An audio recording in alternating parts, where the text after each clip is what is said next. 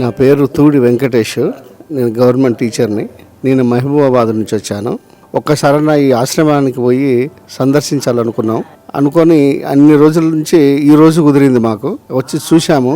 మేము అనుకున్న దానికంటే అబ్బురంగా అనిపించింది మాకు ఇక్కడ. ఎందుకంటే అలాంటి నిరాశ్రయులను చేరదీసి, మతిస్థిమితం లేని వాళ్ళని చేరదీసి వాళ్ళని క్యూరింగ్ చేయటము, వాళ్ళకి సర్వీస్ చేయటము, ఒక విధంగా ఇది భగవంతుడు వీళ్ళకి మీకు ఇచ్చిన గొప్ప వరం అనుకుంటాను నేను.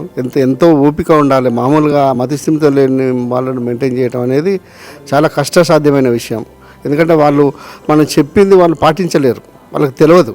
అలాంటిది వాళ్ళని మెయింటైన్ చేయటం అంటే చాలా గొప్ప విషయం.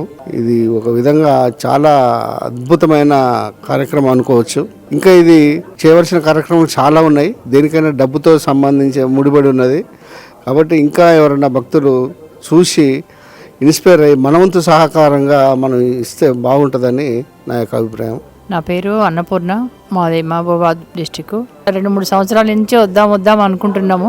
2 years 3 years నుంచి కూడా అనుకున్న ఆలోచనలోనే ఉన్నాం, కానీ రాలేకపోయినాము. ఈ రోజు టైం భగవంతుడు మాకు అవకాశాన్ని కల్పించిండు. మేము ఇక్కడికి వచ్చి చూశాక చాలా ఆశ్చర్యపోయామండి. భగవంతుడు ఇస్తే తప్ప అలాంటి ఆలోచనను వాళ్ళని మెయింటైన్ చేయడం అనేది భగవంతుని కృప వల్లనే జరుగుతుంది తప్ప మానవులతో మాత్రం కాని పని.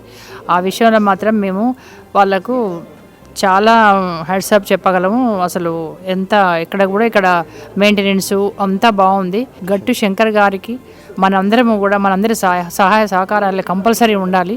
ఆయన ఇంకా కూడా ఎత్తుగా ఉండి ఇంకా జనాలను ఇలాంటి వారికి ఇంకా సేవ ఎక్కువ చేసే ఉద్దేశంతో మనం కూడా సహకరిస్తే ఆయన ఇంకా ఎక్కువ ఎదగగలుగుతాడు.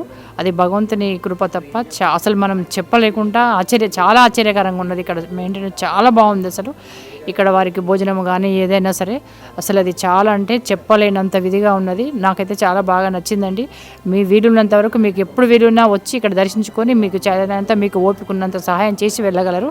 థ్యాంక్ యూ అండి. అమ్మా నాన్న అనాథ ఆశ్రమంలో జీవిస్తున్న అభాగ్యుల అన్నదానానికై తోచిన సాయం చేసి ఈ నిర్భాగ్యుల ఆకలి తీర్చి వారి కన్నీళ్లు తొడవండి.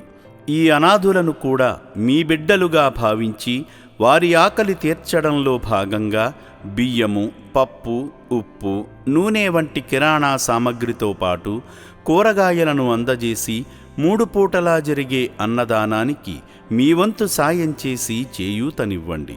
పూటకు 600 మందికి అన్నదానం చేయడమంటే ఎంత కష్టమో తెలియంది కాదు.